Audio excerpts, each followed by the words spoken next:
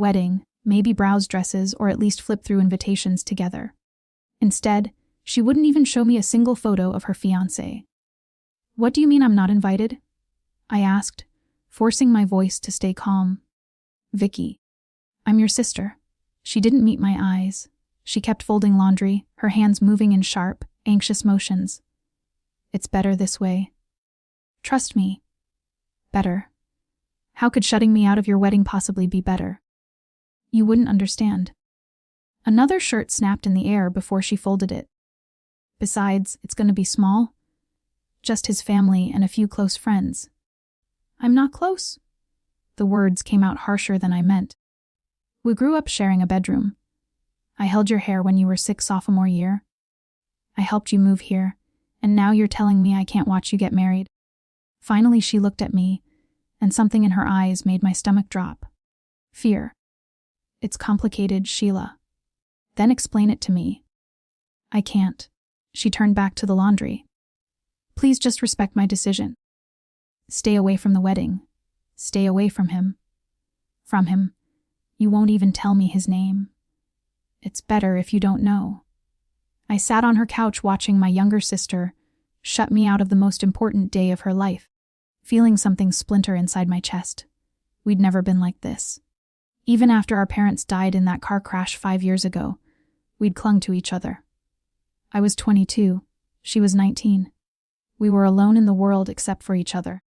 I'd put graduate school on hold so she could finish college. We'd promised to always be there for the milestones, and now this. "Is he making you say this?" I asked softly. "No one's making me do anything." But her voice trembled. "Sheila, please, just let this go, for both our sakes." "Both our sakes? What does that even mean?" She didn't answer. She kept folding clothes as if I wasn't there. I left her apartment that afternoon feeling like I'd lost something I couldn't name. The drive back to Raleigh was a blur of unanswerable questions. Why would Victoria push me away? What was she so afraid of? Why did the mention of her fiancé make her hands shake? "My name is Sheila Patterson. I'm 27 years old, a graphic designer for a marketing firm called Brightrise Systems. Until that day, I thought my life was simple. A decent apartment, a steady job, a small circle of friends. Nothing thrilling, but safe. Victoria had always been the bold one, the risk taker. After our parents died, she transformed from a grieving teen into someone determined to live on her own terms. She moved to Charlotte for a hotel management job, saying it would let her travel and meet fascinating people. I'd been proud of her. But this secretive, fearful version of my sister. I didn't recognize her. For 2 weeks after that visit, I called her daily. Most of the time she didn't pick up. When she did, our chats were short and tense. She'd say she was fine, work was busy, wedding planning was stressful. She never mentioned his name, never invited me to meet him. Finally, I did something I'm not proud of. I called her friend Kelsey, a college buddy still in Charlotte. "Kelsey, have you met Victoria's fiancé?" I tried to sound casual. There was a pause. "No, actually. She's been really weird about him. Won't introduce him to anyone. Doesn't that seem strange?" "Honestly, yeah. I've known Vicky 7 years. This isn't her. Usually she can't stop talking about whoever she's dating, but this guy, he's like a ghost, only real to her." After I hung up, I stared at my phone. Something was very wrong. Either my sister was hiding something, or someone was making her hide. I couldn't just stand by and watch her vanish into a marriage with a man who wanted her cut off from everyone who cared about her. That's when I decided, if Victoria wouldn't let me meet her fiancé, I'd find him myself. 3 days later, I called in sick and drove back to Charlotte. I parked down the street from her apartment at 7 a.m., armed with coffee and a plan that probably qualified as stalking, but I didn't care. My gut told me my sister needed help, even if she wouldn't ask. I'd been in my car 2 hours when Victoria finally came out. Navy dress I'd never seen. Hair in a neat bun. She looked professional, polished, and heartbreakingly alone as she walked to her car. I waited until she pulled out, then followed at what I hoped was a discreet distance. My palms were slick on the steering wheel. I'd never tailed anyone before and kept imagining her spotting me. But she seemed lost in thought, checking her mirrors no more than usual. She didn't go to work. Instead, she drove to an upscale coffee shop in Dilworth, parked, and went inside. Through the window, I watched her order something, then sit at a corner table, checking her phone every few seconds like she was waiting. 20 minutes later, a man walked in. I couldn't see his face clearly from my car across the street, but I saw Victoria's reaction. She jumped up, almost spilling her coffee. He said something, she nodded, gathered her things. They left together, heading to a black SUV parked nearby. My heart hammered as I followed. They drove to a real estate office on Providence Road and went inside, his hand on the small of her back in a way that looked possessive, not tender. I sat in the parking lot trying to make sense of what I was seeing. House hunting, wedding prep. Why hide something so ordinary? 40 minutes later, they came out with folders and papers. Victoria was smiling, but it was the smile she used when she was pretending everything was fine. He opened her car door, kissed her cheek, then walked to his own vehicle. As he turned to leave, the sun hit his face. Everything inside me went cold. I knew that face. I'd seen it in 100 news articles 3 years ago. It had haunted my nightmares. His name was Garrett. 3 years ago, Garrett had been engaged to a woman named Christina. Her death had made national headlines. She fell down the stairs and broke her neck. Investigators found more and more questions. Neighbors heard fights. Friends said she was planning to leave him. Her diary described escalating control. But there was no witness to the fall, not enough physical proof. The case collapsed in court. Garrett walked free. Prosecutors called it one of their most frustrating cases. Everyone believed he'd killed her. They just couldn't prove it. I sat in my car shaking so hard I could barely hold my phone. I pulled up old news articles, comparing photos. Same sharp jawline, same cold eyes, same smile that never reached them. It was him. My sister was engaged to a man who had almost certainly murdered his previous fiancé. Suddenly everything made sense. Victoria's secrecy, her fear, her pleas for me to stay away. Either she knew who he was and felt trapped, or she had no idea. I had to find out. For the next week I became obsessed. More sick days. Hours in coffee shops with my laptop, digging into Garrett's past. His full name, Garrett Sullivan. After Christina's death, he vanished from Colorado. Resurfaced in Charlotte 2 years ago in real estate investment. I found Christina's family's memorial site. Her sister had posted a heartbreaking message about how justice failed them. I reached out through the contact form, explaining who I was and what I discovered. She called within an hour. "Your sister is in danger?" Christina's sister Jennifer said, her voice tight. "Garrett is a master manipulator." Christina didn't realize who was until it was too late. He isolated her from everyone, made her believe she only needed him. By the time she tried to leave, he'd already taken control of her finances, her social life, everything. Did she try to get help? She tried, but she was terrified. He never left visible marks. It was all psychological, control disguised as love.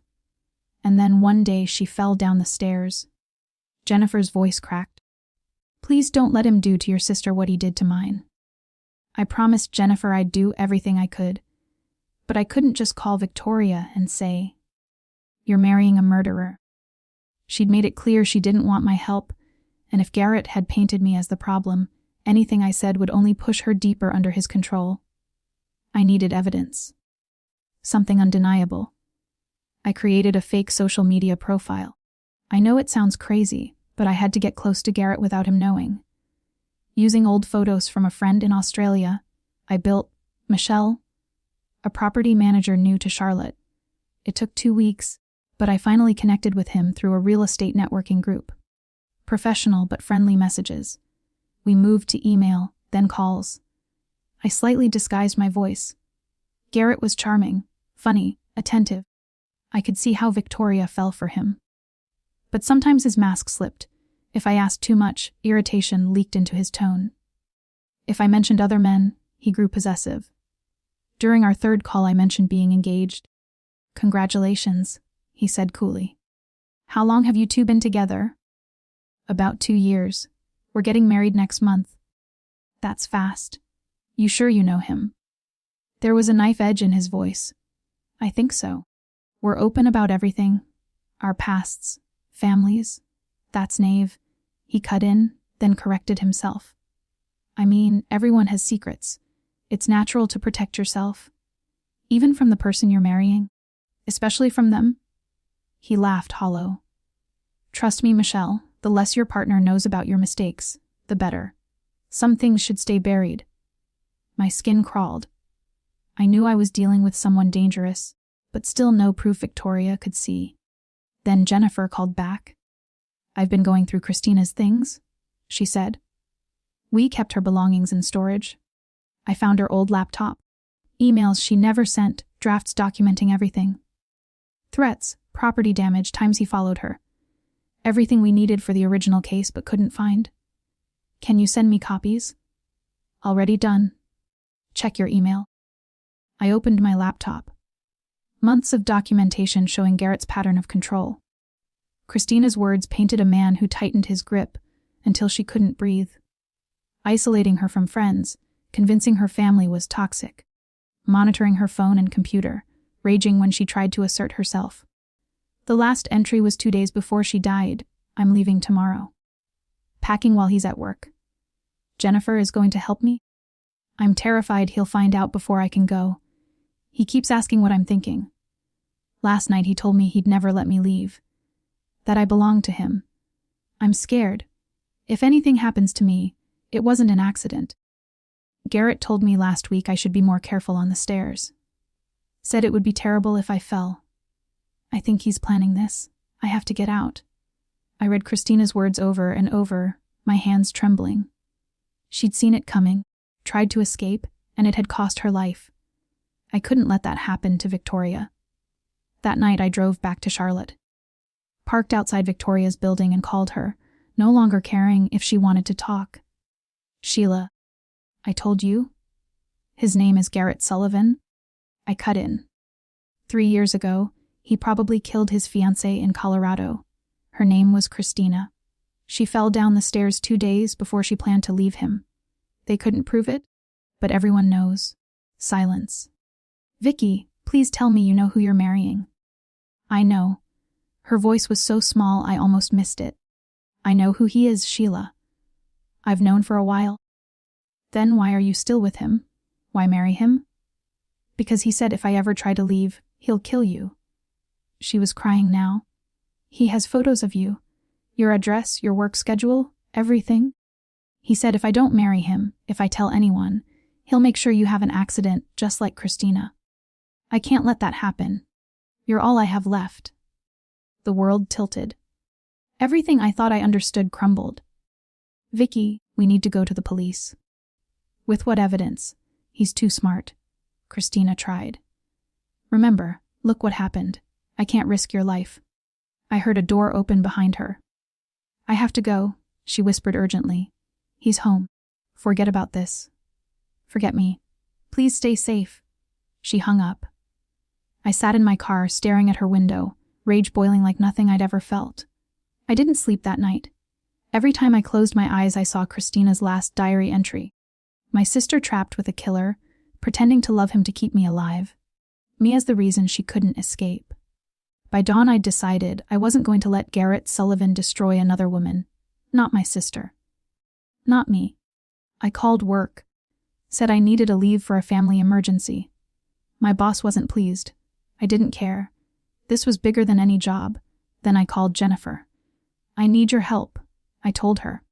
Victoria knows who Garrett is. He's threatened to kill me if she leaves. She's marrying him to protect me. Jennifer was quiet. That's exactly what he'd do. Christina tried to protect me too. Near the end, he knew the only way to control her was through the people she loved. How do we stop him? We get evidence even his lawyers can't explain. Catch him threatening Victoria or planning violence. Do it so he can't hurt either of you before police step in. How? I've been thinking about this for 3 years. Let me make some calls. Over the next 2 days, Jennifer connected me with people who'd been trying to build a case since Christina's death. Detective Patricia, who'd never believed the accident, ruling. Lawyer Stephen, who'd represented the family in their failed wrongful death suit. Private investigator Thomas, who'd been tracking Garrett on his own time, convinced he'd slip up. We met in a Charlotte restaurant, crammed into a back booth heavy with what we were plotting. Patricia spread photos across the table. Garrett is meticulous. No texts, no emails. Everything face to face or untraceable. What about recording him? I asked. North Carolina's one-party consent, Stephen said. If Victoria records him, it's legal. But from what you've said, she's too scared. So we need to catch him threatening her without her cooperation, Thomas said. That's almost impossible. What if we make him think she's trying to leave? I suggested. Force him to show his hand. Patricia frowned. That's dangerous. If he feels threatened, he could act before we can stop him. But if we control it, have people watching, ready to intervene. I looked around. Isn't that our best shot? They exchanged glances. Finally, Stephen said, It's risky, but you're right. Waiting hasn't worked for 3 years. Maybe it's time to force his hand. We spent hours planning. The key: create a scenario where Garrett feels his control slipping, where he has to act, but do it in a way that keeps Victoria and me safe. I'll talk to Victoria, I said. Explain everything. Maybe if she knows we have a safety net, she'll help? And if she won't? Jennifer asked. Then I'll do it without her permission. I'm not watching another woman die to protect me. That evening I texted Victoria from a burner phone Thomas gave me, asking to meet at a park near her apartment, somewhere Garrett wouldn't see us. She showed up exhausted, dark circles under her eyes. We sat on a bench far from the lot, and I told her everything: the team, Christina's laptop, the evidence, the plan to trap Garrett. You don't understand, she said when I finished. He's always watching. Tracking software on my phone, monitoring my cards. He knows where I am every minute. Then we use that against him. Make him think he's in control right until he isn't. Sheila, he'll kill you. The second he realizes. He won't get the chance. Patricia will have officers ready. Thomas will be watching. We'll have everything documented, undeniable.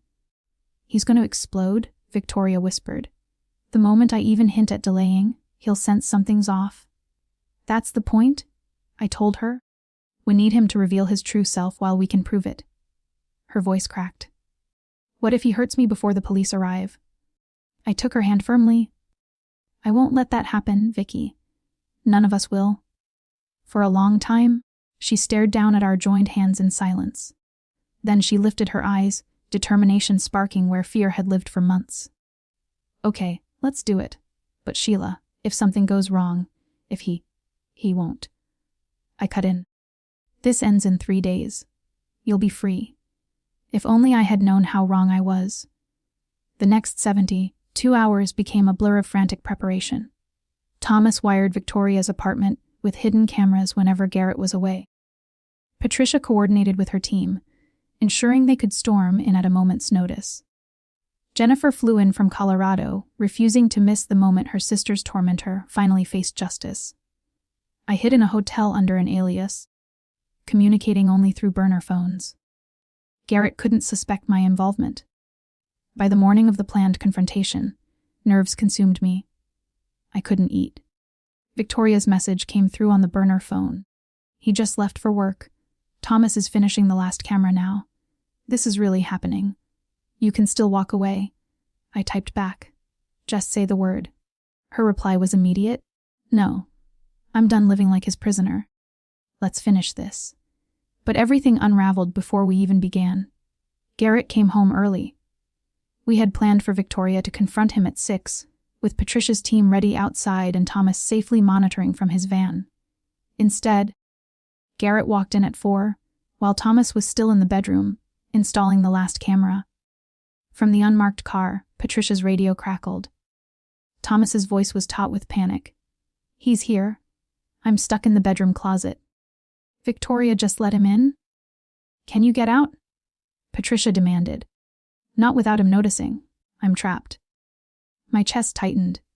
This wasn't the plan. Thomas was supposed to be safe outside, not locked inside with a killer. Through the feed, we heard Garrett's smooth, friendly voice. "Hey, babe. Wrapped up early. Thought we could have dinner together." Victoria's reply wavered. "That's great. I actually wanted to talk about something." "Oh, what's on your mind?"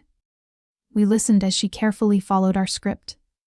She told him she was nervous about the wedding, that things were moving too quickly. Maybe they should slow down. The silence that followed felt like forever. When Garrett finally spoke, his tone had shifted, drained of warmth. It was sharp, icy. "What brought this on?" "Nothing," she said. "I just think—" "Did someone put this idea in your head? Your sister?"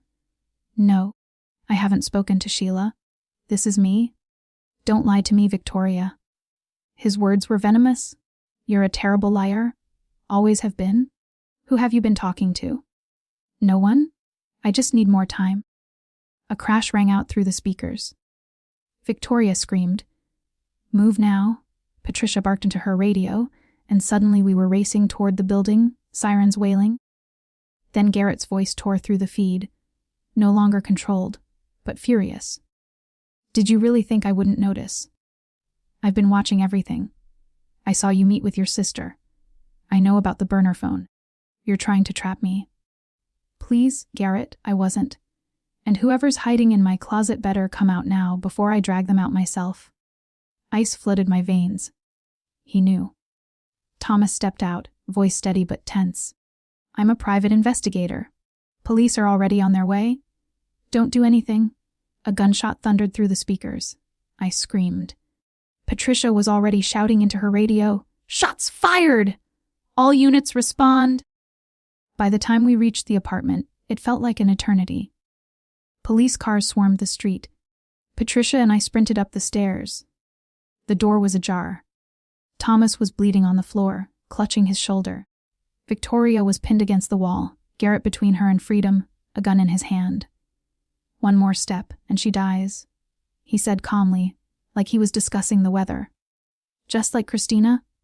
Except this time, no one will call it an accident." Garrett put the gun down. Patricia ordered, her weapon drawn. "You're surrounded. There's no escape." "There's always an escape." He smirked, and the sight chilled me to my core. "I've been ready for this. Insurance, you could say." "What kind of insurance?" Patricia snapped. "The kind that makes Sheila's apartment building have a very unfortunate gas leak right about now." He glanced at his watch. "Actually, the explosion should happen in about 3 minutes. Unless you let me walk out with Victoria." My heart plummeted. "You're bluffing." "Am I?" He lifted his phone with his free hand, showing a glowing screen. "One press stops the timer. Otherwise, boom. Shame about your pets, Sheila." Patricia's radio came alive. "Dispatch reports heavy gas odor at Riverside Apartments. Residents are evacuating." That was my building. My home. "How do we know you'll actually cancel it?"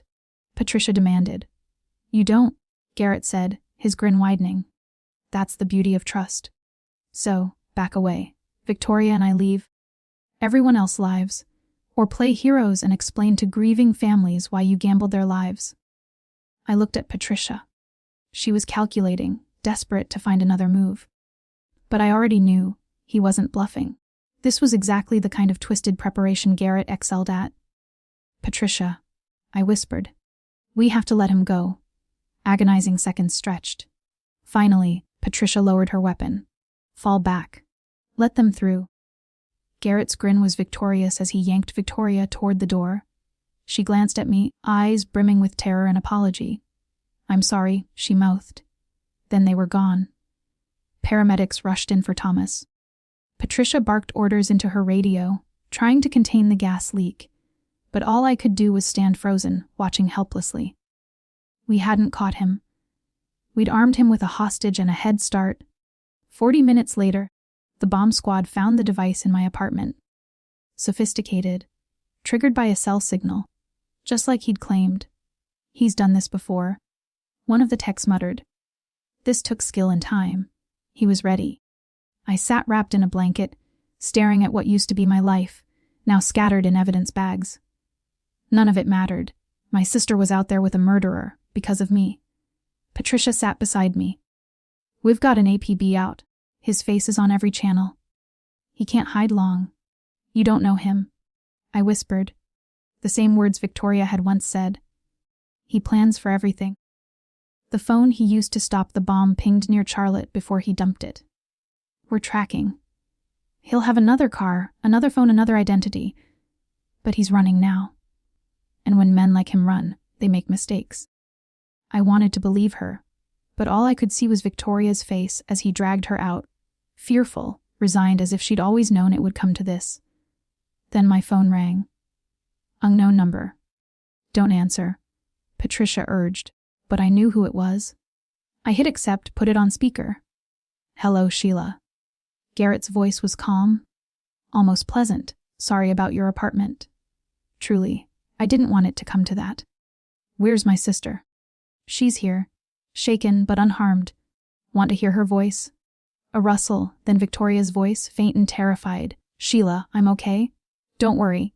See, Garrett said smoothly. Perfectly safe. For now. Whether she stays that way depends entirely on you. Patricia was already signaling her tech team to trace the call. My pulse thundered in my ears. What do you want? I demanded. Garrett's tone was almost cheerful. I want you to understand.